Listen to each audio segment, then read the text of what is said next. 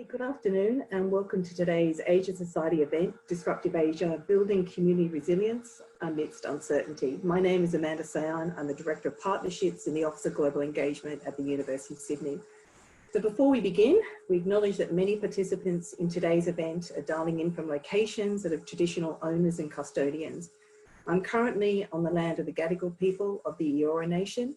I would like to acknowledge all traditional owners and to pay my respects to elders, past, present and emerging. I'd like to welcome and acknowledge any Aboriginal, Torres Strait Islander or First Nation people joining our webcast today. The University of Sydney is delighted to be partnering with the Asia Society to deliver today's event. So bringing Asia Society's Disruptive Asia publication to life and exploring how we can build community resilience and ensure inclusive and sustainable growth across the region in the face of such global uncertainty. The University of Sydney is very committed to sustainability. Climate change and sustainability are amongst the world's greatest challenges. And I'm encouraged by the way that universities like Sydney are showing leadership by setting an example themselves. So earlier this year, Sydney was placed second in the world for the 2020 Times Higher Education Impact Rankings based on our success in delivering the UN's Sustainable Development Goals. So as we look to the future, our aim is to embed sustainability not only on our own campuses by reducing plastic use and waste and so on, but in our research, teaching and engagement through the great work of centres such as the University of Sydney Environment Institute, a world leader in multidisciplinary research, in particular in the environmental humanities and social sciences. At Sydney, we're collaborating with our international partners across Asia to address global challenges. And in particular, the biggest challenge we're facing now is COVID-19. One of our researchers, Eddie Holmes, played a key role in mapping the genome of the virus along with partners from China. And you know what? There's a 99% chance that when the vaccine is eventually found, it'll be a team of university scientists that makes the breakthrough. So today's event will run for around 45 minutes with 25 minutes for panel discussion and 15 minutes for audience Q&A. So please submit a question in the YouTube live chat box. So now it is my pleasure to introduce our expert panel for today. So for further background on the incredible expertise of our speakers, be sure to follow the link we're sharing with you now in the chat box. So Lynn Morgain is the Chief Executive of Oxfam Australia. As a leader of Oxfam Australia, Lynn oversees the delivery of a broad range of long-term development programs, advocacy campaigns, and humanitarian responses. Lynn has spent her career advocating for the rights of disadvantaged peoples and is passionate about strength-based approaches that engender community ownership. Joining us from the City of Sydney is the Chief Resilience Officer, Beck Dawson. Beck champions urban resilience and systems thinking for cities, and led the implementation of the Resilient Sydney strategy, working with governments, business and the community to build collaboration and investment for a stronger, more connected and resilient city. And lastly, also joining us from the University of Sydney is my colleague, Chair of Media and Communications at the Faculty of Arts and Social Sciences and one of the key researchers at the University of Sydney's Environment Institute, Alana Mann. So now I'd like to hand over to Asia Society's Executive Director and Curator of the Disruptive Asia Sustainability Series, Thomas Som, to moderate the conversation. Very much looking forward to this discussion. Thank you very much, Thomas. Thank you very much, Amanda. It's great to have you with us today. And thank you also for the partnership with the University of Sydney on today's event. We are very proud to count you as one of our members and partners here at Asia Society. And I think it's a very fitting collaboration with your leadership on sustainability research and education, and also as an institution and your wider engagement. So thank you very much. I'll also like to acknowledge all traditional owners and pay my respects to their elders past, present, and emerging. Alana, Beck and Lynn, very good to see you all, and a very warm welcome from me as well. We'll go straight into a conversation. And Beck, I might start with you. As the Chief Resilience Officer for the City of Sydney, your vision for Sydney as a city is one that is connected, inclusive and resilient, which you put into a 5-year action plan a few years ago. How is this work now being implemented? What progress have you made to create more connectivity, more inclusion, and more resilience. And what does resilience really look like for Sydney, particularly at this time? Thank you. It's great to be here and joining all the fantastic panelists today. Thank you very much to the Asia Society and the university for bringing us here. So to answer your question, Thomas, I think like we can see so perfectly, sadly, in a pandemic, you can really see the way the systems of a place actually come together, and what really matters for resilience is the way that they are connected together.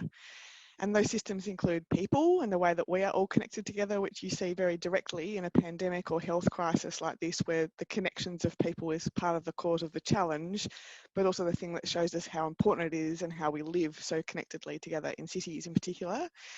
And so a lot of our work has been about understanding the connections between communities and people, communities and government, but also obviously the interaction with business and all those parts. But it's also works the same in infrastructure. So how is infrastructure connected together in a city? How do people interact with that infrastructure? Do they have equal access to it? Would be a question we might ask today as part of this panel particularly. And what kind of processes can we put in place in cities to enable those things to work better for more of the people, more of the time? But we also ask, and what breaks them? And so actually, what are the things that break those systems, the way they're connected together and structured, and how do we understand how they will break and who will be impacted? And so one of the important questions we had to ask, and I think we do in the projects we do, is resilience for whom? So some of the things we've implemented in Sydney are across, a big campaign across Sydney to connect and engage with large numbers of people in being prepared for emergencies. So we have an app that's available across Sydney for all hazards, so communities and families can do emergency management planning, which is something that's not been done well here in Sydney compared to many other places in the world. We have a critical infrastructure strategy in place. We're connecting businesses and critical infrastructure providers together and helping them work through the future plans for our city and how do we shore those up against big risks. And I think more directly at an engagement level, the program that we run actually networks all the governments together. So we run a program with all 33 local governments across Sydney. For those municipal governments, we have a complex governance structure like many of our colleagues in Asia, and needing to work together to connect those governments to make sure that we're working to the same end, we're sharing understanding about risks. And this would be a good example in COVID, where at the moment we've been meeting monthly, sharing best practice on business continuity plans and things like food programs, etc. So there's a lot of practical things we're doing in COVID, for example, delivering 20,000 meals a week into inner Sydney residents, 80% of which have never previously sought support or help from government for food resources. Just showing you some of the impacts are very real and very big in a city like Sydney, and we see that in a big scale event like this. Thanks, Beck. That's a really great way to open our discussion, and I'll come back to you certainly on some of the points there, particularly the point around resilience for whom, and I guess the centrality of people in all of this. But I'll go to Lynn and Alana first. So Lynn at Oxfam, supporting and advocating for the rights of disadvantaged groups and building community ownership is obviously very central to your work. The impact of COVID on the life of urban communities and particularly marginalized population is expected to be massive. I read a report from Oxfam recently, and you predict that in East Asia and the Pacific, over 240 million people could be forced into poverty as a result of COVID, which is just staggering.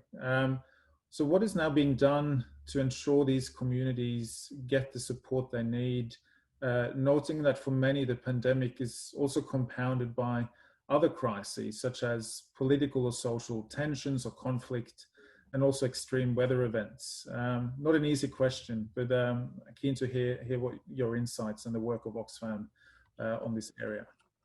Thanks, Thomas, and hi everybody. It's lovely to be joining the panel. I'd like to acknowledge traditional owners also, in my case the Wurundjeri people of the Kulin Nation, being here in Melbourne, and pay my respects to elders past, present and those emerging. Yes, a critical question. I think, Thomas, the answer comes in a couple of parts. I think in terms of the initial response to the pandemic, we're seeing terrific work occurring globally. I think development organisations, humanitarian organisations and the communities they work with have responded to the pandemic possibly, one might say, better than a lot of other sectors. Now, that's partly to do with having had some practice. And so there being, infrastructure, but really this is an incredible success story for partner-led work. So that is where we consciously go out of our way to resource and develop the infrastructure, the social infrastructure within communities, the support for civil society, the capability, etc. We see that come to the fore in an instance like this.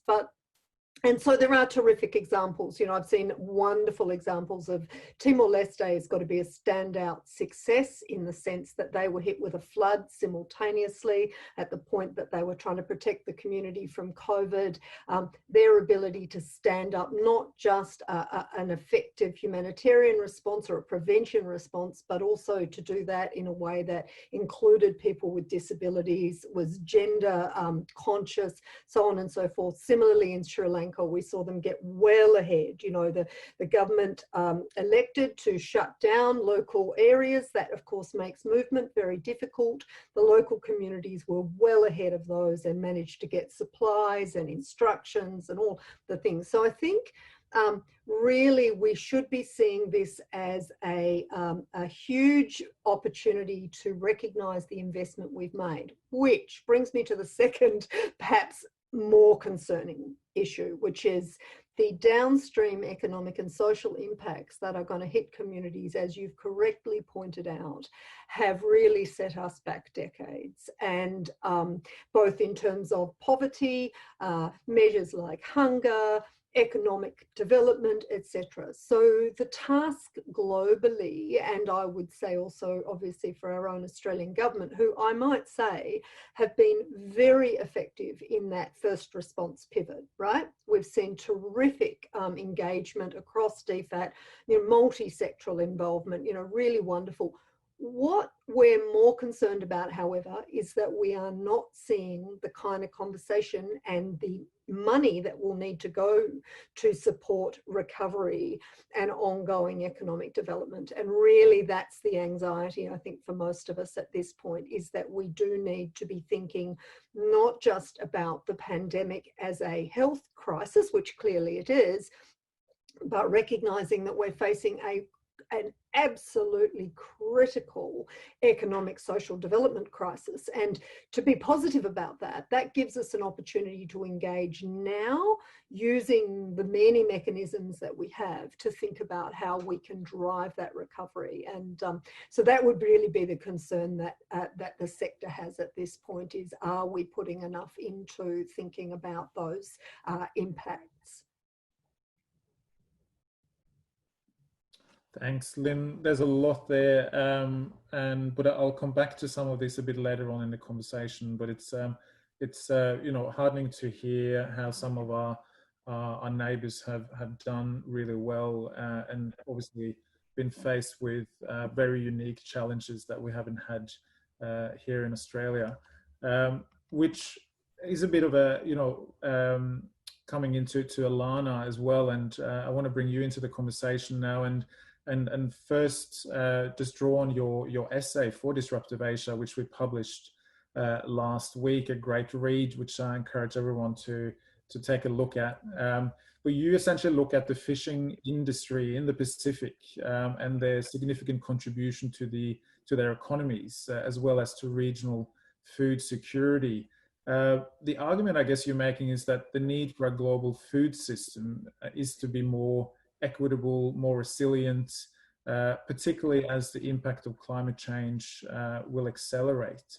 So how can that be achieved in your view, particularly through community-led initiatives? And coming back to one of Lynn's points there, what can Australia and the Australian government also do with regards to our immediate region? Thanks, Thomas, and great to be part of the conversation. this actually relates to Beck's point about resilience and connections, and Lynn's point about some problems that have been highlighted, I guess, by COVID. The pandemic's had a massive impact on food systems, and they've really highlighted how we're incredibly reliant on a very fragile food supply chain, and fisheries in our region, or the Pacific region, are particularly vulnerable because seafood is actually traded more than all the other terrestrial meats combined. And many of those fish products come from a part of the sea, obviously, where it's very difficult to manage or own. And the islanders have custodianship of those resources, but they're what we call fugitive, which means they're very difficult to pin down. We can't fence them in. So we have a lot of competition from international fishers in the Pacific region. And that's really problematic in COVID, of course, because we've got shipping lanes closed, we've got borders shut down, got informal markets shutting down, which prop up a lot of the local food security.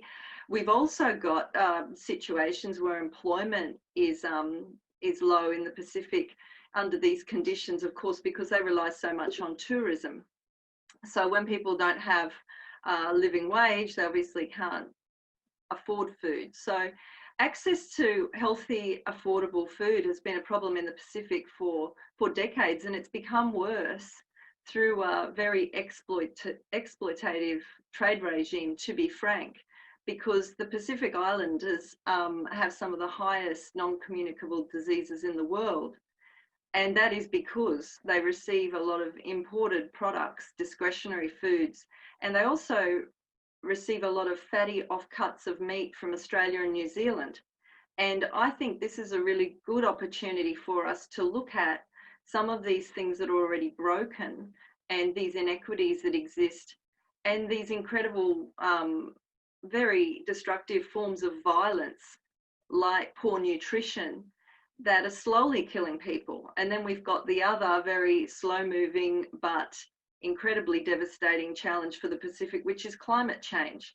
And I would argue that, as I do in my paper, as much as it's great to donate money to the Pacific and contribute to a step up to address Pacific security, I would argue that addressing climate change by eliminating our use of fossil fuels is really the answer to helping the Pacific, because they're facing rising sea levels.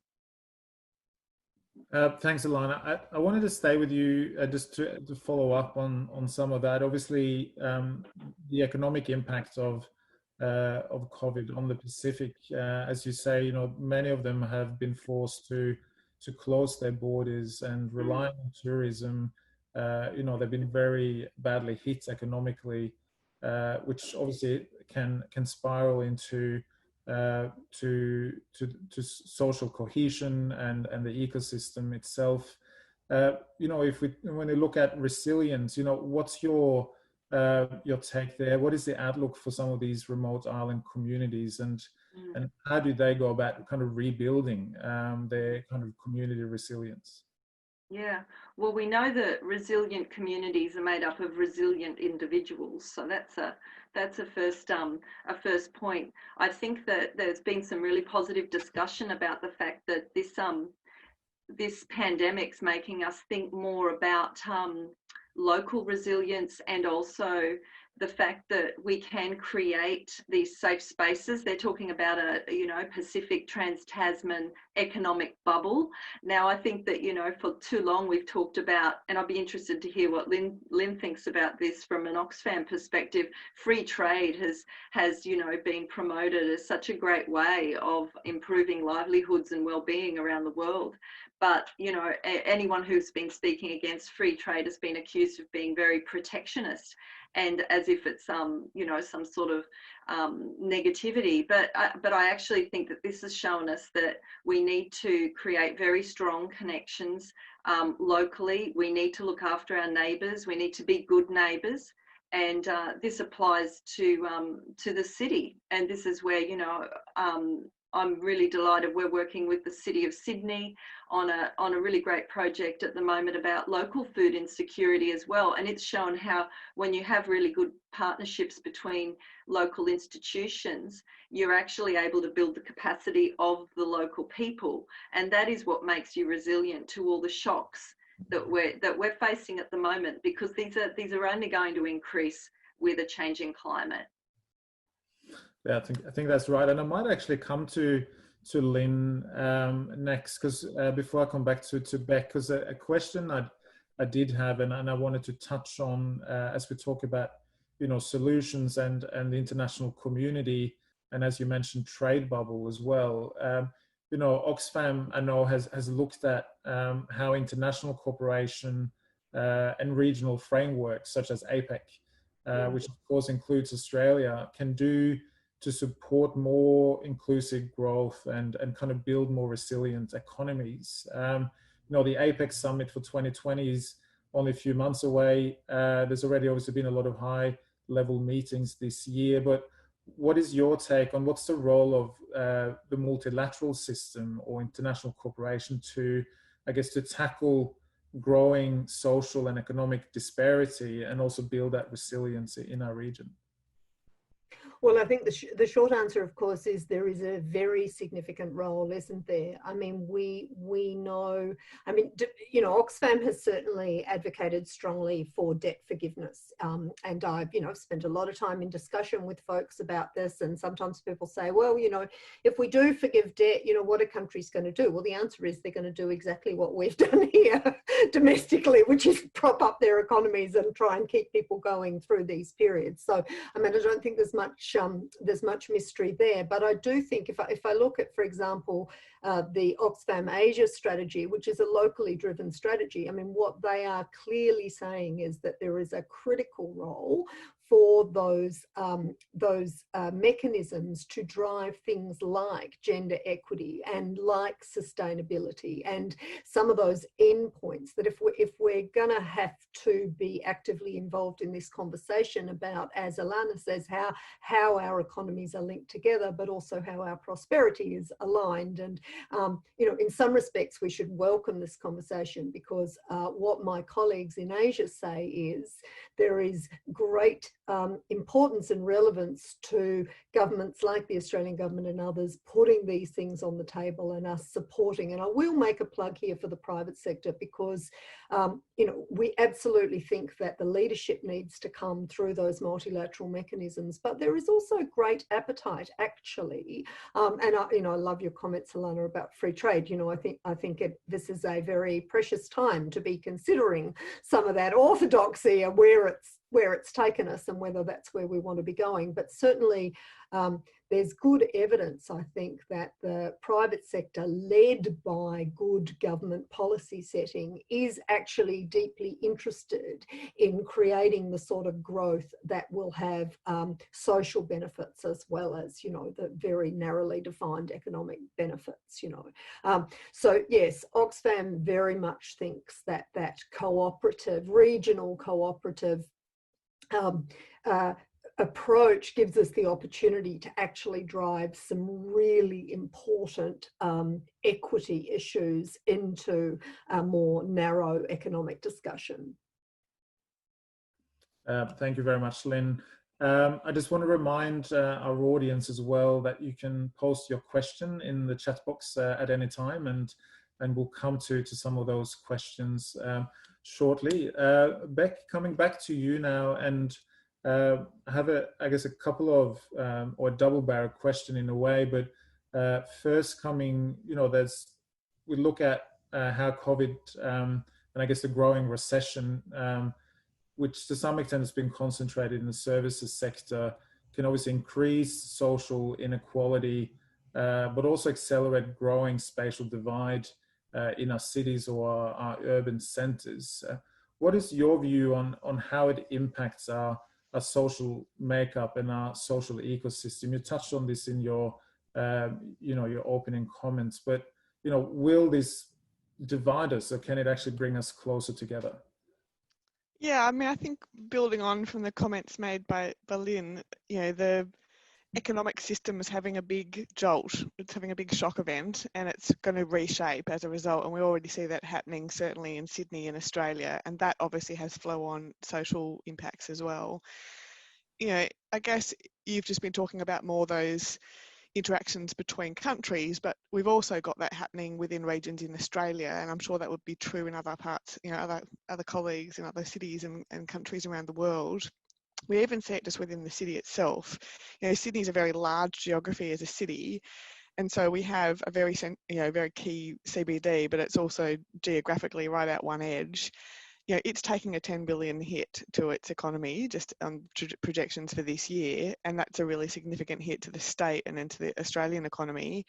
But what it's actually doing in part is some of that economic activity is shifting out to the regions, if you like, of the city, and also into the regions. There's been a massive uptick in regional purchasing of property, for example, so people moving out to other areas, both for affordability reasons and for accessibility, but also they realise they don't have to be in the CBD. So we can't yet predict exactly how that will roll, except that obviously in the long run, people will want to come back together. And so I think it's interesting, it's hard to predict how much of these things will be retained and how much of them will shift permanently, because our method as humans is we do want to connect. We want to be connected together. We want to have accessibility to all the things the city offers, all the things our economy offers, wherever we are. But there has been a lot of I guess, attention being played by governments, certainly in Australia, to localising economies in this period of time when we need to provide those services locally. So, and that will be true elsewhere as well. What do we need to be able to, you know, stand on our own 2 feet and derive locally that is just not currently available through the globalised supply chain in the way that we might have previously used it?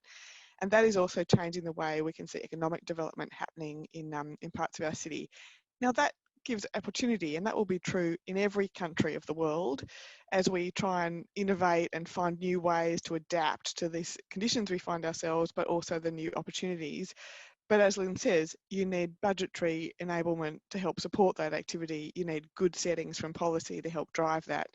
And we see that happening in parts of Sydney with, you know, grant programs from government stepping up and putting in a lot of money into those activities in a localised way. Where you have the capability to do that is great, but we also need to see it from all those, you know, as Lynn said, other parts of the ecosystem supporting that transition and those adaptability, you know, actions that we can see starting to happen to support local communities and to connect internally, enable them to do that work going forward. Yeah, I think that's very true, and I just want to take that to, I guess, the engagement the city has with the Global Resilient Cities Network, which you're a part of, and also I guess its sibling, the Resilient Cities Catalyst, which was recently set up, which is obviously to help build kind of that resilience that cities are now facing in a century. But it's also obviously there an ambition to enable partnerships between urban centers around the world, between, you know, the 100 cities or so that are part of this network. So how are these kind of enabled and helped you in your work, and also closer collaboration with other cities in Asia? And, you know, what are we learning from them in terms of finding, you know, solutions, but also, you know, understanding their own challenges? Yeah, look, I think it's been an incredible privilege to be part of this global network, and it's been of great benefit to Sydney. And from our point of view, just being able to access that expertise and ways of thinking from all over the world is extraordinary. One of the things about being in a peer network of cities is that we actually can access literally someone doing the same job as me in another city in the world. And so in Jakarta, in Kyoto, in, like, you know, almost anywhere you like across Asia, we can connect directly through China, through Thailand, it doesn't matter. And that's been extremely powerful, because in these kinds of times we see, especially when you have big shock events happen or big changes, often the challenge that you're faced with is something you may not have experienced before, but actually someone else in your network has. And so just being able to lean on that experience is extraordinary. I think in terms of what we're doing right now, the example I can give perhaps that's best is we've actually networked just immediately recently 18 cities around the world together to try and tackle and explain and understand how on earth we deal with a major heat wave or extreme heat during summers. And obviously we're about to enter into that here in Australia, but we've seen it happen across Europe with social distancing, where all the normal activities we might undertake in a city to keep ourselves healthy and safe, which include going to the beach, into rivers, water parks in the city, going to shopping centres, and suddenly we have too many people in those places to manage. So actually just really pragmatic things like being able to share our ideas and structures and policy settings and rules, if you like, but also investments that might help us to manage those things well across all the cities is something that we're doing a lot of right now, and it's really pertinent. And so being able to really adaptably and flexibly come together to solve problems as cities and build on others' expertise has been obviously incredible. It's fast-tracked so much of our work and enabled us to leap forward. And I absolutely have used really great examples of activities across Asian cities. I'm extremely grateful to be able to access them, and they're, you know, very knowledgeable on a whole range of, especially being really effective with budgets, being really clever about engaging communities. You know, there's some fantastic work going across Asia. But that's terrific to hear, and you know, good luck with you know, your continued involvement with that network, and good to see Sydney so prominent, being involved there. I wanted to, you know, you talk about how we can learn from each other, and you know, the success stories that also you, Lynn, mentioned. You know, you made examples of Timor-Leste and also Sri Lanka in terms of how they you know, responded to COVID, and at the same time as they're dealing with other challenges. You know, what can we, you know, are there, you know, particular lessons or opportunities for new ways of collaborating with some of those countries that obviously are, you know, from the Australian point of view, that is, you know, with countries that are maybe less at the forefront in terms of our bilateral relationships, but you know, very much has been maybe a recipient of our aid and international assistance, but you know, where going forward there might, you know, their societies are maturing, and there could be opportunities for us to really take a lesson from them and engage with them at a more, you know, even playing field. Yeah. Yeah, and I'm really struck, Beck, by your comments just about the value of being able to connect and, you know, share practice across regions and countries. It's been one of the extraordinary things for me within my own organisation, is to watch the way the global network has been able to do exactly as you say, Thomas, look very quickly, real time, at where things are working well and then deploy them. You know, the one that comes to mind, which is truly a beautiful story, but it relates to our partners in Bangladesh who are working obviously in Cox's Bazar. And I don't know if people in this audience would be familiar, but in fact the transmission rates in Cox's Bazar are somewhat perplexing because they haven't taken off yet, touch wood, in the way that one might have expected. And we're sort of tentatively thinking that some of this is to do with the fact that there have been large numbers of humanitarians on the ground well before the threat came in, and that the depth of that preparatory work. But the story I wanted to tell was of the redesign of the hand washing facilities. So of course, you know, one of the things that Oxfam and other organisations have done for many years, of course, is provide high quality hand washing facilities within settings where that's difficult to access. In this case, because we applied a gender lens, we actually worked with the young women within the camp to redesign the hand washing facilities. And they, you know, they took to this with gusto, and in fact have completely redesigned them such that they now have a foot pedal and a whole range of other things to do with where the soap sits, and they also have a mirror. But to go to your point, Thomas, this has been able to be scaled really quickly. So those designs that were produced by those who are using them were able to very quickly be deployed across multiple other countries in ways that I think we really should welcome. I think the other thing, though, is that we do have good examples. I think, again, you know, my last trip before I left was before I was grounded was Bangladesh, and seems to stick in my mind. But, you know, our campaign around living wages in Bangladesh and the role of the unions and the manufacturers and all of those in trying to examine supply chain with a clear sense of connection to the Australian market. These campaigns and existing social infrastructure provide us with an extremely sound basis for thinking about that question that you asked earlier about, okay, so what do we do now? And certainly, as much as the pandemic started to emerge, vast numbers of employers were stood down. Of employees were stood down immediately with no support, right? And that is very much the context we're looking at now. You know, we're looking at massive numbers just at the garment industry alone. But what the organisations with whom we work on a regular basis are saying is, well, in the context of rebuild, this, for example, we're doing a whole lot of work on how you end contracts in an ethically sound way. So, you know, if it is necessary, and of course it's going to be necessary for a number of manufacturers to withdraw out of supply contracts, are there lessons that we've learned as a consequence of the work that we've been doing in other contexts previously? Can we bring that to this conversation? And certainly in this issue around, you know, the terminating of contracts, there's clearly a huge amount of work. And what we're finding is that there is also appetite. You know, people are asking, is there a good and a bad way to do this? And the answer is yes, there is. Yes, there is. You know, we can do this in a way that is truly catastrophic, or we can do this in a way that seeks to mitigate and to lay the groundwork for the recovery that we're all looking for. Yeah.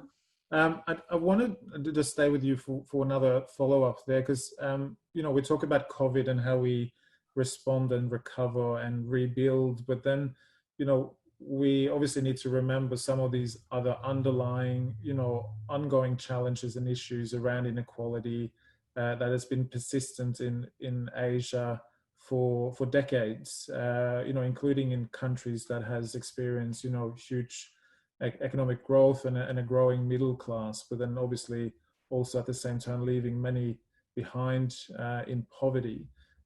So, you know, how do we tackle this? You know, this is a really systemic ongoing problem of a growing income gap, but also, you know, between women and men and more gender equality. You know, how can we use, you know, COVID as we rally around as nations and countries and people to deal with some of these other underlying issues?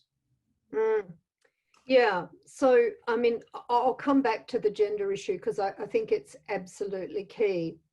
But I think appreciating that this shock, as Beck calls it, you know, this shock does produce an opportunity for us to examine what the features of a sustainable economic growth might be. And so, you know, we've got some very good existing analysis around supply chain, around modern slavery, some of these things that help us to understand. But to go to your question around gender, I mean, our colleagues in Asia, our Oxfam colleagues are saying this is a critical opportunity to get gender on the agenda. You know, and if the Australian government is of a mind, or any other government really, to be actively involved in this conversation about economic development, we have to be very sophisticated and targeted in how we contribute to that rebuild, to that growth, and to that, you know, future opportunity. And I think part of that is being candid with ourselves that, exactly as you say, Thomas, quite a significant amount of the growth we've had to date has not delivered good social outcomes, actually. You know, it really hasn't. And the vulnerability and the exposure of communities as a consequence is really a lesson that we can take in thinking about, well, if we're looking for a more sustainable and a more equitable economic recovery, we need to put the features of that at the forefront of the conversation. We need to avoid the situation where we think that these things might happen by default, right? They're not going to happen by default, but they very really could happen if we prioritize them now. And so I think there is a level of energy and enthusiasm for saying, okay, if we want to talk about build back, let's make sure we talk about building back in ways that genuinely benefit those local communities that we've all talked about, rather than, as we've seen, and I said it earlier, but I will say it again, I think there's two things that I would want to say. The first is, we're not yet seeing the policy detail from the Australian government that would enable us to be confident of exactly what sort of recovery is envisaged, right? So from our perspective, that's a critical piece of thinking that we want to understand. We want to go beyond roads and bridges, yes, those things are important, but we need a clear policy vision around the sort of shared economy we would like to be part of, and bubble or no, right? So that's one thing I would want to say. And the other thing I would want to say is that this sort of multi-sector involvement is absolutely vital. We do need the private sector as part of these conversations, because at the end of the day, if we proceed on the basis of generalities, we have good evidence historically of what that produces, but equally we have seen enormous power by global multinationals bringing, for example, commitment to the SDGs and others to this growth conversation. And I think we need to recognise that those are helpful thoughts at this point. And I want to kind of we're coming to an end of our conversation, and just drawing on some of the questions that are coming in, and I think it will be a good place to end today as well, is kind of looking at how the different sectors and stakeholders can truly work together, and coming to your point, Lynn, around having a clear policy vision, but also a multi-sectoral approach and bringing in corporate sector as well.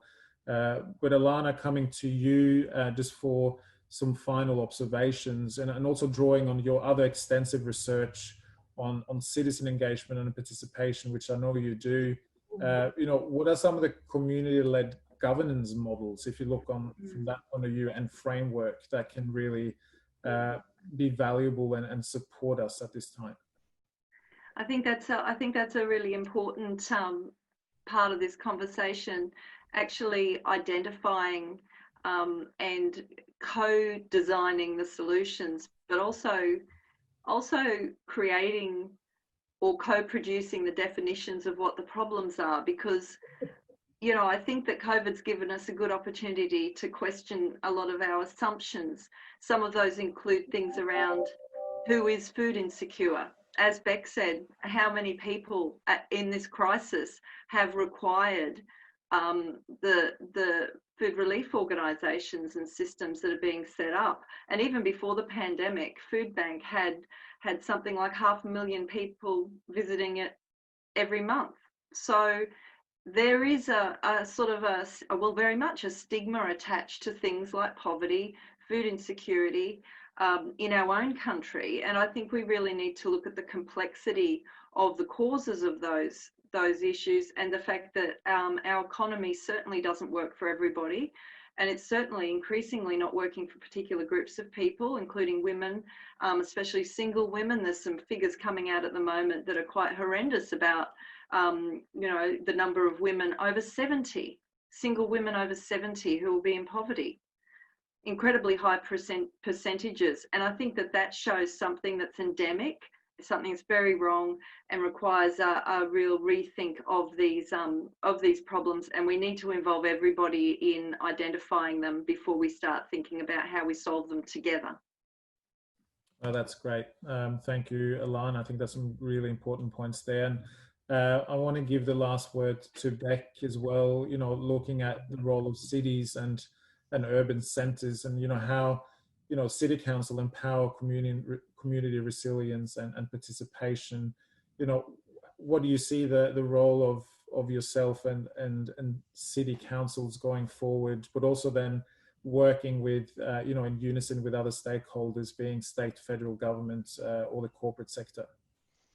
Yeah, I think, the city is where all these things come together in a real place, and they happen all together and they're all connected in that location. And so, when you talk about resilience and vulnerabilities in place, I think seeing a pandemic play out as a shock event shows up all the underlying stresses that were already there in the place. And that's what we see playing out. And so as a city government, it is our job to really clearly understand how those stresses will impact the community, articulate them as community risks and vulnerabilities, and show where the new vulnerabilities will emerge when these events happen. And I think that's what a lot of been, the discussion today is. People that we might not have expected to become vulnerable do become vulnerable when the whole system changes, and that's exactly what's happened in this instance. And so I think, thinking through how can we equip our communities to be adaptable, how can we create structures that don't lead to increasing vulnerabilities for big proportions of our population, and what structures will we need to have ready for the next pandemic, as an example of some of the questions we're already asking. And thinking through what structural activities can we undertake to help support those in future. This will not be the last pandemic. Sadly, these things happen, and we have to be equipping ourselves to understand how those will play out over time. Climate change will have similar types of impacts as shock events occur, change the dynamic, rewrite the rules of the system. These vulnerabilities will continue to emerge. We need to try and understand them in advance, work together so we have the same understanding of those challenges. And like Lynn and Alana have said, really concentrate on managing those to a point and to understand resilience for whom, and try and deliver it better in advance. Well, thank you very much. I think that's a really great place to end today's conversation. Again, I really like that phrase, resilience for whom. We should think about who the people are that we want to support and help, and do it in the right way. So, again, a really rich discussion as this series has been so far this year. And again, a really important topic.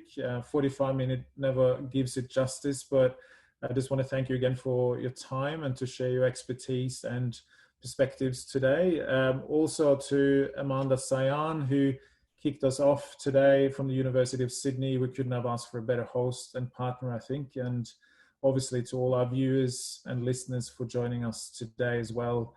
If you want to go deep on some of these topics, including Alana's essay, but also others, head to our website where you can find all the papers in the Sustainability Special Edition of Disruptive Asia. Before we go, I just want to mention our next Disruptive Asia panel discussion is on the 23rd of September, and we will continue our focus on the social pillar of sustainability, but this time discuss the rise of social impact investment and sustainable finance in Asia. Joining me will be Doreen Shahnaz. She's a Bangladeshi American entrepreneur and the founder and CEO of the Singapore-based Impact Investment Exchange, and Emily Chu, Global Head of Sustainability Investment Management at Morgan Stanley. She will be joining us from Boston. So it should be a really interesting session as well, and I hope you can join us for that.